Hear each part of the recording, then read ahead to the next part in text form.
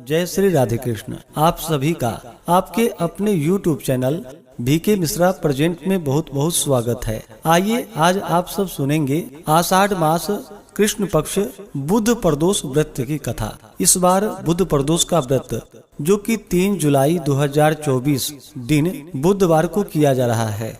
प्रदोष का व्रत जो कि प्रत्येक माह के कृष्ण पक्ष और शुक्ल पक्ष की त्रयोदशी तिथि के दिन जब भी प्रदोष काल का समय प्राप्त होता है, उस दिन प्रदोष व्रत को धारण किया जाता है। इस व्रत को प्रदोष व्याप्ति ली जाती है। जो भी भक्त सच्ची श्रद्धा के साथ, नियम और निष्ठा के साथ प्रदोष का व्रत धारण करते हैं तो उनके सभी प्रकार के पापों का नाश होता है। त्रयोदशी प्रदोष व्रत करने वाले मनुष्य सदा सुखी रहते हैं। उसके संपूर्ण पापों का नाश इस व्रत से हो जाता है। इस व्रत के करने से विधवा स्त्रियों को धर्म की प्राप्ति होती है और सुहागन नारियों का सुहाग सदा ही अटल रहता है। बंदी कारागार से छूट जाते हैं। जो स्त्री पुरुष जिस कामना को लेकर के इस व्रत को धारण करते हैं, उनकी सभी कामनाएं देवादिदेव महादेव जी पूरी करते हैं। सूत जी कहते हैं कि त्रयोदशी का व्रत करने वाले को 100 गायों को दान करने का फल प्राप्त होता है। इस व्रत को जो विधि विधान से करता है, उसके सभी दुख दूर हो जाते हैं। प्रदोष व्रत करने वाले लोगों को 11 त्रयोदशी या पूरे वर्ष की 26 त्रयोदशी का व्रत करना चाहिए। इसके बाद व्रत पूर्ण होने पर व्रत का उद्यापन करना चाहिए। प्रदोष का व्रत अगर रविवार के दिन पड़े तो उसे धारण करने से आयु तथा आरोग्यता की प्राप्ति होती है। सोमवार के दिन प्रदोष व्रत हो तो उसे धारण करने से अभिष्ट सिद्धि की प्राप्ति होती है। मंगलवार के दिन प्रदोष व्रत हो तो उसे धारण करने से रोगों से मुक्ति और स्वास्थ्य लाभ की प्राप्ति होती है। बुधवार के दिन प्रदोष व्रत हो तो इसे धारण करने से मनुष्य की सर्व कामना सिद्धि के लिए बुध प्रदोष का व्रत धारण किया जाता है। वहीं पे गुरुवार के दिन प्रदोष का व्रत हो तो उसे धारण करने से शत्रुओं का विनाश होता है, शत्रुओं पर विजय की प्राप्ति होती है। शुक्रवार के दिन प्रदोष का व्रत हो तो सौभाग्य और स्त्री की समृद्धि के लिए शुक्र प्रदोष का व्रत धारण किया जाता है। शनि प्रदोष का व्रत जो कि संतान की प्राप्ति हेतु शनि प्रदोष का व्रत धारण किया जाता है। प्रदोष के व्रत में जो कि त्रयोदशी तिथि के दिन चाहिए कि सुबह उठ करके नित्य क्रियाओं से निवृत्त होकर के गंगा नदी में या घर के नहाने के पानी में ही थोड़ा सा गंगा जल मिला करके स्नान करना चाहिए। शुद्ध वस्त्र धारण करके भगवान शिव जी का मंदिरों में या घर पे ही भगवान का पूरे विधि विधान के साथ मंदिर में करते हैं तो मंडप बनाने की कोई आवश्यकता नहीं है। वहीं पे घर पे पूजन करते हैं तो घर पे 5 रंगों से सजा करके मंडप को तैयार करें। वहाँ पे एक चौकी लगा करके चौकी पे भगवान शिव जी के लिए सफेद वस्त्र और माता पार्वती के लिए लाल वस्त्र लगा करके इनकी फोटो या प्रतिमा को स्थापित करें और फिर पूरे विधि विधान के साथ सबसे पहले भगवान गणेश जी का पूजन करना चाहिए। इसके बाद शिव परिवार में जैसे कि नंदी, श्रृंगी, भृंगी, कीर्तमुख, कुबेर, कार्तिकेय, सर्प देवता का पूजन करना चाहिए। इसके बाद भगवान शिव और माता पार्वती का पूरे विधि विधान के साथ पूजन करना चाहिए। इस दिन पूर्व या उत्तर की ओर मुख करके कुशा के आसन पर बैठना चाहिए। शुद्धिकरण करके अपने मस्तक पे तिलक धारण करनी चाहिए। एक दीप प्रज्वलित करे और पूरे विधि विधान के साथ भगवान का पूजन करना चाहिए। इनका गंध, पुष्प, धूप, दीप आदि से पूजन करना चाहिए। भगवान शिव जी को विशेष करके बिलपत्र 3 पत्ते वाला, उस पे राम का नाम लिख करके या नमः शिवाय लिख करके बिलपत्र अर्पित करनी चाहिए। फिर भांग, धतूरा, शमी पत्र चढ़ाएं, धूप दीप दिखाएं, अनेक प्रकार का नैवेद्य भगवान शिव जी को अर्पित करें। जल से आचमनी करवाएं। मुख शुद्धि के लिए पान पत्र, सुपारी, लौंग, इलायची के साथ में अर्पित करें। द्रव्य दक्षिणा चढ़ाएं। इसके बाद प्रदोष व्रत का कथा श्रवण करनी चाहिए। शिव चालीसा आदि का पाठ या श्रवण करना चाहिए। भगवान शिव जी के स्तोत्र आदि का पाठ या श्रवण करना चाहिए। इससे भगवान शिव जी अपने भक्तों पर अति प्रसन्न होते हैं और अपने भक्तों के सभी प्रकार के दुख और कष्टों को दूर कर देते हैं तथा सुख और समृद्धि का आशीर्वाद प्रदान करते हैं। भगवान भोलेनाथ एक ऐसे देव हैं जो कि अपने भक्तों के ऊपर थोड़े से जल से ही प्रसन्न हो जाते हैं और अपना कृपा प्रदान करते हैं। तो आइए सुनते हैं बुध प्रदोष व्रत की कथा और अंत में जानेंगे प्रदोष काल पूजन समय के बारे में। तो पहले भगवान शिव जी का ध्यान करते हैं, फिर कथा को श्रवण करेंगे। तो बोलिए प्रेम से गणेश भगवान की जय, भगवान भोलेनाथ की जय, माता पार्वती की जय, सर्व देवी देवता की जय।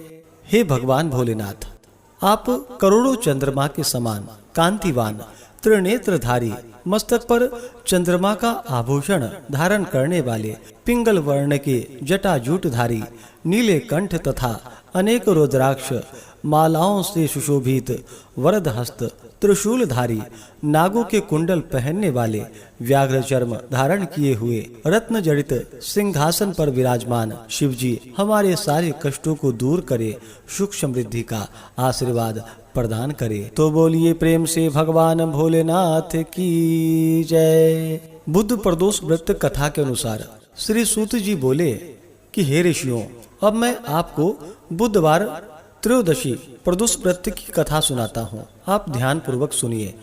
प्राचीन काल की कथा है। एक पुरुष का नया नया विवाह हुआ था। वह गौने के बाद दूसरी बार पत्नी को लिवाने अपने ससुराल पहुंचा और अपनी सास से कहा कि बुधवार के दिन ही पत्नी को लेकर अपने नगर जाएगा। उस पुरुष के सास ससुर ने, साले सालियों ने उसको बहुत समझाया कि बुधवार को पत्नी को विदा कराकर ले जाना शुभ नहीं है, लेकिन वह पुरुष अपनी जिद से टस से मस नहीं हुआ। विवश होकर सास ससुर ने अपने जामाता और पुत्री को भारी मन से विदा किया। पति पत्नी बैलगाड़ी में चले जा रहे थे।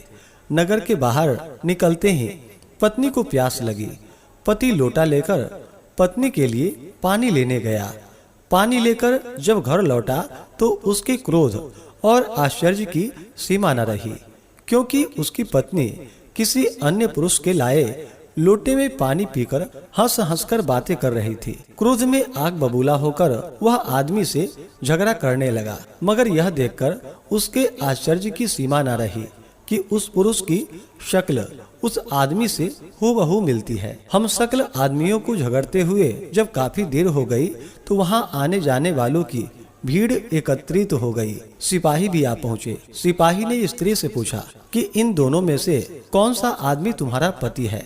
तो वह बेचारी असमंजस में पड़ गई, क्योंकि दोनों की शक्ल एक दूसरे से बिल्कुल हूबहू मिलती थी। बीच राह में अपनी पत्नी को इस तरह लुटा हुआ देखकर उस पुरुष की आंखें भर आई। वह भगवान शंकर से प्रार्थना करने लगा कि हे भगवान, आप मेरी और मेरी पत्नी की रक्षा कीजिए।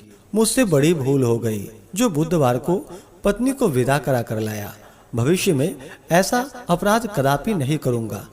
उसकी वह प्रार्थना जैसे ही पूर्ण हुई, दूसरा पुरुष अंतर ध्यान हो गया और वह पुरुष कुशलता पूर्वक अपनी पत्नी के साथ अपने घर पहुंच गया। उस दिन के बाद से पति पत्नी नियम पूर्वक बुधवार प्रदोष व्रत धारण करने लगे और प्रदोष का व्रत करने के कारण उनकी सभी कामनाएं सिद्ध हुई।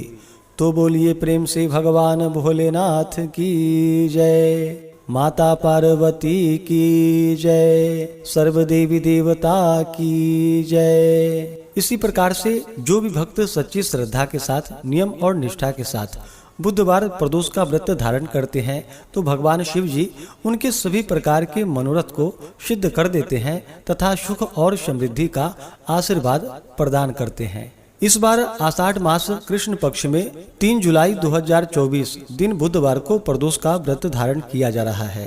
त्रयोदशी तिथि प्रारंभ समय 3 जुलाई 2024 दिन बुधवार सुबह 7:12 और त्रयोदशी तिथि की जो समाप्ति है वह 4 जुलाई 2024 दिन गुरुवार सुबह 5:55। इस व्रत को प्रदोष व्यापनी ली जाती है। जब भी प्रदोष काल के समय में त्रयोदशी तिथि प्राप्त होता है उस दिन इस व्रत को धारण किया जाता है। इस कारण से 3 जुलाई को प्रदोष का व्रत है। 3 जुलाई को सूर्योदय का समय सुबह 5:12 और सूर्यास्त शाम 6:52। प्रदोष काल पूजन का जो समय होगा वह समय 3 जुलाई को शाम 5:52 से शाम 7:52 तक विशेष प्रकार से इस समय में भगवान शिव जी का पूजन करना चाहिए। राहु काल का समय दोपहर 12:02 से दोपहर 1:44 तक होगा। राहु काल समय के दौरान कोई भी शुभ कार्य या नया कार्य नहीं करना चाहिए। यह लाभकारी नहीं होता है, इस बात का ध्यान रखें। प्रदोष व्रत के दिन भगवान शिव जी का जो कि सुबह के समय में भी पूजन करना चाहिए और खास करके प्रदोष काल के समय में पूरे विधि विधान के साथ पूजन करना चाहिए। कथा श्रवण करनी चाहिए। भगवान शिव के अस्तोत्र चालीसा आदि का पाठ या श्रवण करना चाहिए। भगवान की आरती करनी चाहिए। इससे भगवान शिव जी अपने भक्तों पर अति प्रसन्न होते हैं। प्रदोष व्रत धारण करने वाले को शुद्ध और सात्विकता का पालन करना चाहिए। ब्रह्मचर्य का पालन करना चाहिए। व्रत के दौरान किसी के ऊपर क्रोध नहीं करनी चाहिए। अपने मन में किसी के प्रति ईर्ष्या या द्वेष का भाव नहीं लाना चाहिए। प्रदोष व्रत के दिन जो कि दिन रात्रि उपवास रह करके व्रत को धारण करना चाहिए। जो उपवास नहीं रह पाते हैं, जिनका स्वास्थ्य सही ना हो, तो आप एक समय फलाहार ग्रहण करके व्रत को धारण करें। प्रदोष व्रत के दिन अन्न ग्रहण नहीं करनी चाहिए। इस व्रत का पारण जो कि अगले दिन जाकर के सूर्योदय होने के बाद व्रत का पारण करना चाहिए। तो आशा करता हूँ कि यह जानकारी आपको अच्छा लगा हो। ऐसे ही ज्ञानवर्धक जानकारियाँ प्राप्त करते रहने के लिए, व्रत पूजा के बारे में जानने के लिए, कथा को सुनने के लिए चैनल पे अगर आप पहली बार आए हैं तो चैनल को लाल बटन दबा करके सब्सक्राइब करें। साथ में बेल आइकन घंटी को दबाएं ताकि आने वाली वीडियो का नोटिफिकेशन आपको समय से मिलता रहे। वीडियो को लाइक करें, शेयर करें। सुखी रहें और स्वस्थ